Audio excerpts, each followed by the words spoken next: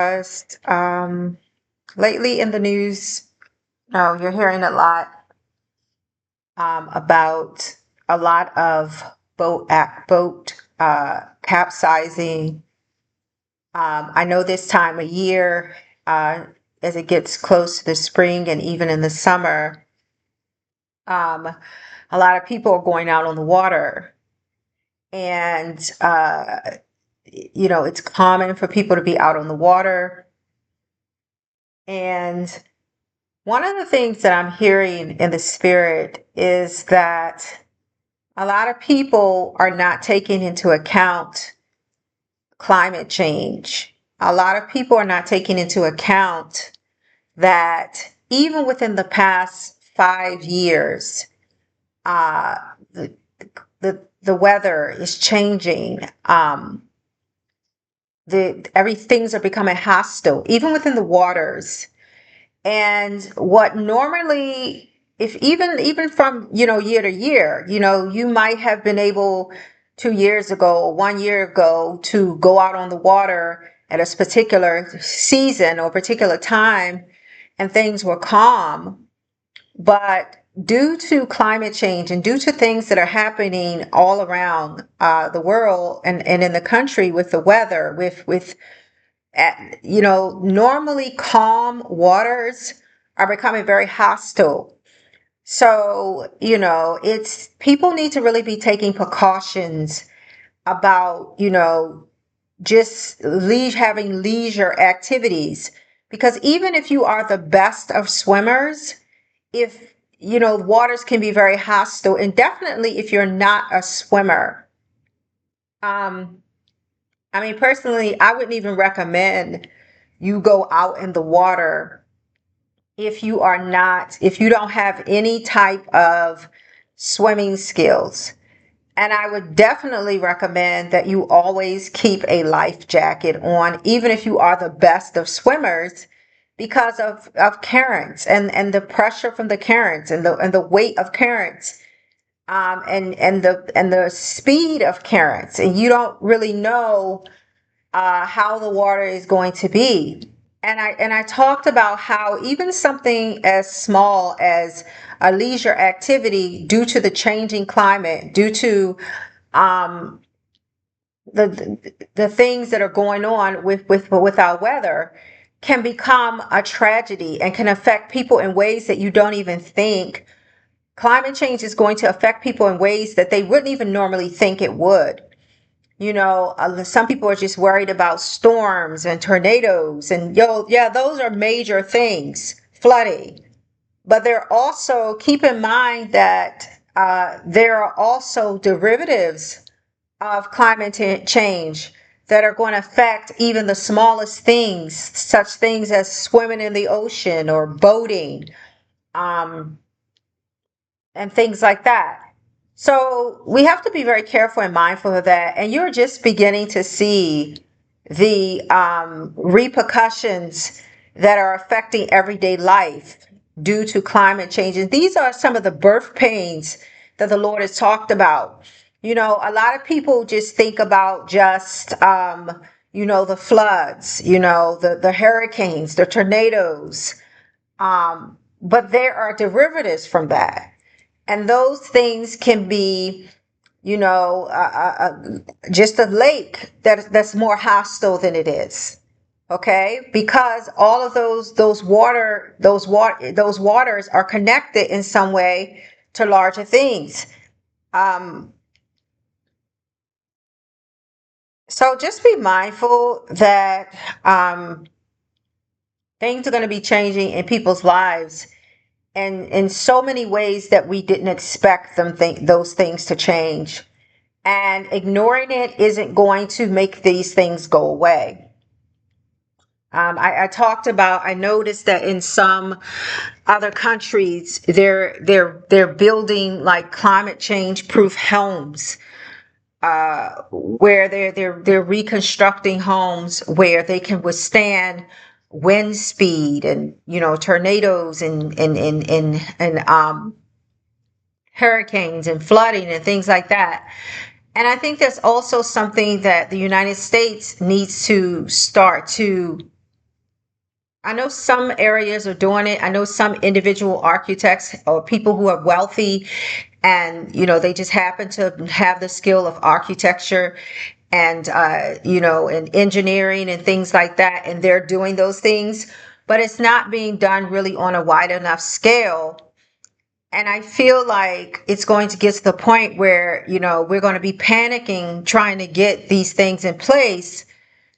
And at that point, how many casualties will we suffer um, waiting to the last minute in order to get things in place for climate change? It's not going to get better.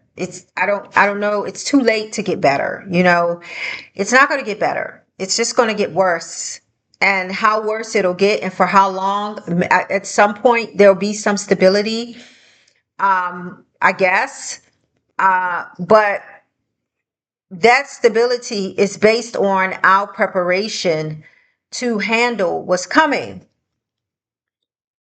So, stability is the weather has never been stable. We can never predict. We can predict what may or may not come to a certain extent, but we can't stop it. Okay, I would say that. So the weather is our stability as human beings is not based on what's going to happen with the weather. It's based on our preparation to deal with it and to live through it. So a lot of these things are going to become very important in preparing for climate change, because some of these areas people are going to be forced to migrate out of. They're not going to have a choice. And you have these individuals, as American citizens, as Americans, we're people who buckle down and we ride through it, and we've always been that type of people. But there are some things that are going to have to force us to face the reality that some of these areas are eventually going to be uninhabitable, um, until we are able to adjust to how to live in that type of environment. Um, and as yet, we are not prepared to do that. And the reason that I say we are not prepared to do that is because we keep seeing devastation. We keep seeing homes being blown down, right?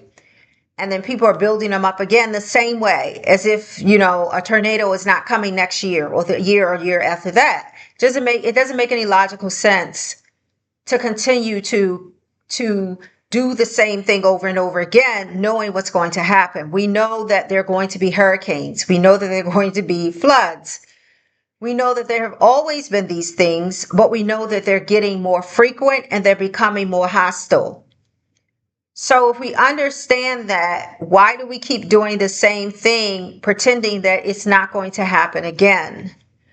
And then there are people. It's not even. I think it's not even about. I think for some people, it's more about their. Sometimes we want to hold on to what's familiar. We all do, and we want to hold on to something because we feel like we're quitting or we're giving up or we just don't want to start over.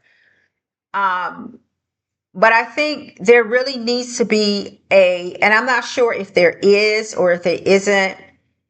But even if we don't want to call it climate change, because I think some people just don't like that word, we really need to have a task force within our government. And I don't know if they do. Maybe they do. Maybe I'm, old and late in reference to that.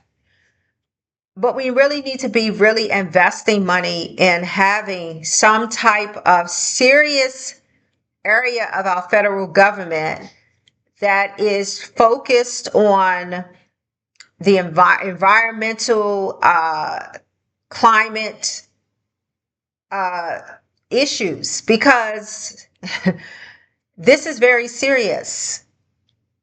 And we really need to invest the money and time to do that, because of what is coming, what is happening, what is happening. And I think as individual people,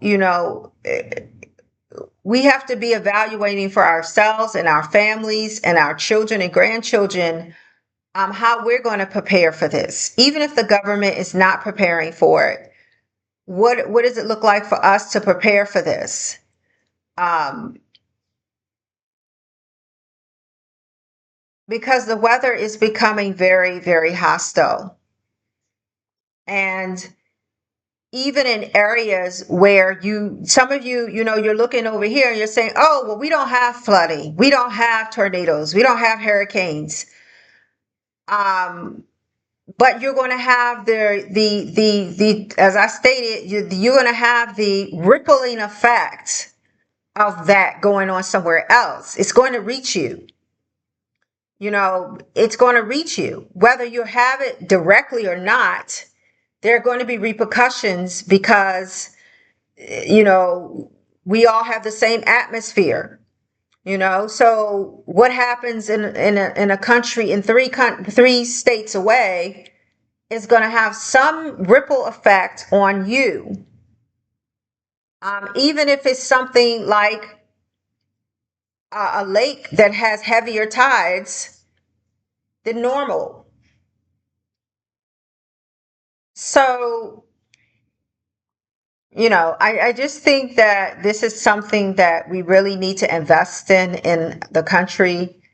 I know that there's a climate change task force and there are people who are against it and they don't want to believe in climate change. They don't want to believe that it exists. Maybe climate change isn't the correct word, but there needs to be some serious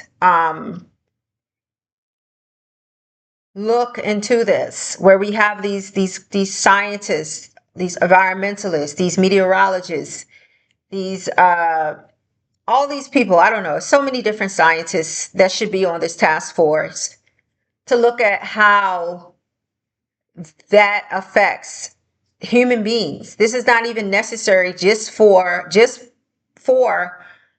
and I know, guys, those of you who understand, I know I'm preaching to the choir. I know we all understand that the weather is changing, whether we want to admit why it's changing or how it's changing. We know that it is becoming more hostile. We know there's certain things that are becoming more frequent than they were before, and they're becoming more frequent, and they're becoming more stronger and more hostile. This we do know. Whatever reason it is, or however you want to call it, it is what it is. And it definitely needs to be done immediately. It needs to be looked into immediately. And so, I just had it on my spirit to talk about that, and I want to know what you guys think about that, how you feel about it, because I think that I have a right, I have a voice. I'm not a scientist, no, but I'm a human being and I have a voice for my future children and grandchildren and great grandchildren. Sometimes people feel like you have to be somebody famous, important, or wealthy to have an opinion. I oftentimes when I say things, I get a backlash from people who think that you shouldn't have a voice if you're not rich, or you shouldn't have a voice if you're not somebody they consider important or famous. You should just sit down and be quiet, because these people think that the only people that matter or should have a voice are those who are wealthy